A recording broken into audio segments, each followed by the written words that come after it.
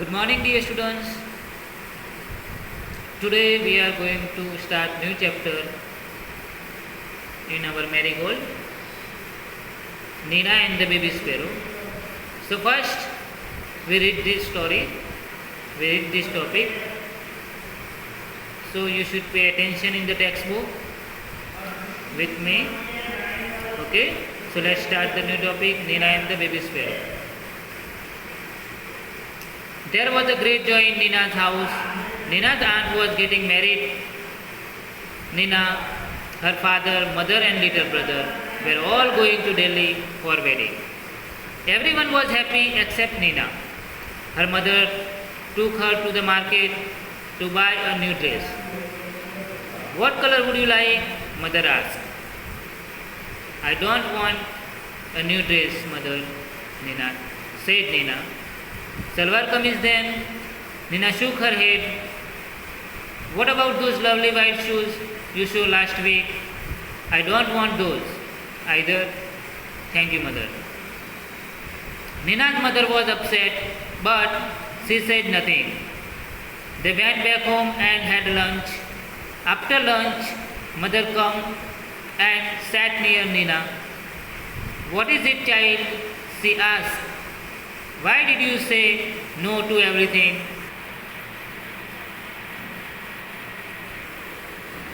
Mother, I don't want to go to the wedding. But why? Nina said nothing. Instead, two big tears rolled down her cheeks. Mother put her arms around Nina. Don't cry, my pet. She said, why don't you tell me what's bothering you? More tears rolled down Nina's cheeks. Mother, she said, there is a sparrow's nest on the bookshelf in my room. And there are two baby sparrows in the nest. I see, said mother. They are just beginning to get their feathers and growing up. Makes them so hungry. All day long they cry cheep cheep asking for food. I see, said mother. If we go, the whole place will be locked.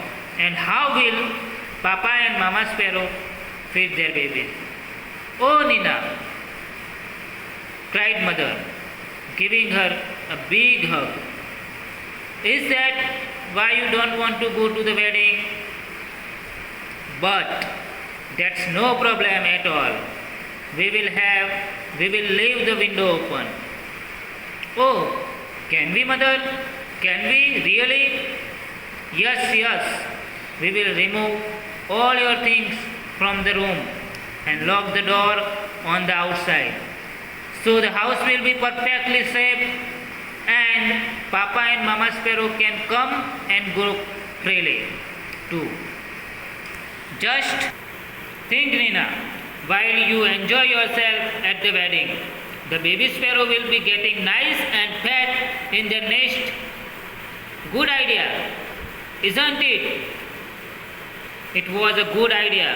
When Nina came back from the wedding, there were two plump little sparrows flying all over the room. And wasn't Nina thrilled? Okay, dear students, now we read whole chapter in the English. Now I am going to explain this chapter. So listen it carefully and understand it. Okay? तो देखो बेटा, आप यहाँ पे नीना को देख सकते हो, एक छोटी सी लड़की है, बराबर। देखो उसके मम्मी के साथ बाज़ार में आई हुई है। तो एक बार क्या हुआ कि नीना के घर पे एक फंक्शन, घर पे नहीं था लेकिन उसकी आंट दिल्ली में रहती थी, उनके घर पे एक वेडिंग फंक्शन था, शादी थी। तो नीना के घर में उसके मम्मी पापा छोटा भाई और वो 4 लोग थे। और वो लोग इस शादी के फंक्शन के लिए दिल्ली जाने वाले थे। तो इस फंक्शन में जाने के लिए सब लोग खुश थे, लेकिन नीना खुश नहीं थी। लेकिन नीना क्यों खुश नहीं थी, वो हमने इंग्लिश अभी जो रीड किया उसमें हमने बताया। तो हम उसको देखते हैं कि नीना क्यों खुश नहीं थी। तो मैं आपको बताऊं कि नीना बहुत ही अपसेट थी। उसकी मम्मी ने उससे बोला कि चलो बेटा बाज़ार में जाते हैं, शादी है तो तुम्हारे लिए नए कपड़े खरीदते हैं। लेकिन नीना कपड़े खरीदने में भी उसका मन नहीं था। तो देखो ये मम्मी के साथ नीना बाज़ार में आई है, कपड़ों की दुकान है, और मम्मी उसे बता रही है कि तुझे कौन से कपड़े चाहिए, कौन से कलर के चाहिए, सलवार कमीज चाहिए, फिर वाइट शूज़ चाहिए। लेकिन नीना कुछ भी लेने से इनकार कर देती है क्योंकि वो अपसेट थी, उसको शादी में जाना नहीं था दिल्ली। तो मम्मी ने उसको उसके पास बैठ के पूछा कि बेटा क्या हुआ है, कुछ प्रॉब्लम है? कुछ प्रॉब्लम हो तो मुझे बताओ। मम्मी जैसे ही नीना को पूछती है कि बेटा क्या प्रॉब्लम है, तो नीना रोने लगती है, उसकी आंखों से पानी टपकने लगता है, आंसू टपकने लगते हैं। तो मम्मी उसके कंधे पे हाथ रखती है, बेटा मुझे बताओ क्या हुआ। तो नीना बताती है कि मम्मी जो मेरा रूम है और जो मैं बुक्स रखती हूँ, उस टेबल के ऊपर एक चिड़िया ने अपना घोंसला बनाया। देखो आप एक चिड़िया का घोंसला देख सकते हो बेटा, देखा? और घोंसले में दो बहुत ही छोटे छोटे क्यूट से बर्ड्स दिख रहे हैं आपको। तो नीना बताती है मम्मी को कि ये मेरे रूम के अंदर ये चिड़िया ने घोंसला रखा है और उसमें 2 बेबी स्पैरो है। देख सकते हो बेटा आप, देखो 2 बेबी स्पैरो। तो मम्मी बोलती है कि उसमें कोई बेटा क्या प्रॉब्लम है? तो नीना बोलती है कि मम्मी जब हम हमारा घर लॉक करके दिल्ली शादी में चले जाएंगे तो ये दोनों बच्चों को, ये दोनों बेबी स्पैरो को खाना कौन खिलाएगा? मामा स्पैरो एंड पापा स्पैरो घर में कैसे आएंगे? हम तो घर को लॉक कर देंगे, तो घर में वो कैसे आ पाएंगे और बाहर कैसे जा पाएंगे? उसको खाना देना पड़ेगा बच्चों को, तो लेने कैसे जाएंगे और अंदर कैसे आएंगे? तो मम्मी नीना की पूरी बात समझ जाती है कि ये नीना इसीलिए परेशान है कि ये दोनों बेबी स्पैरो को खाना कौन खिलाएगा।